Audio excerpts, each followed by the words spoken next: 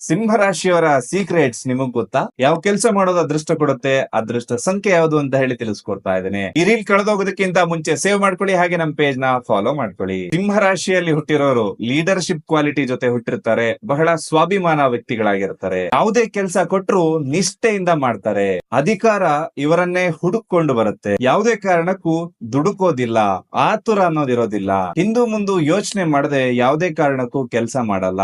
ನೇರ ಮಾತುಗಾರರಾಗಿರ್ತಾರೆ.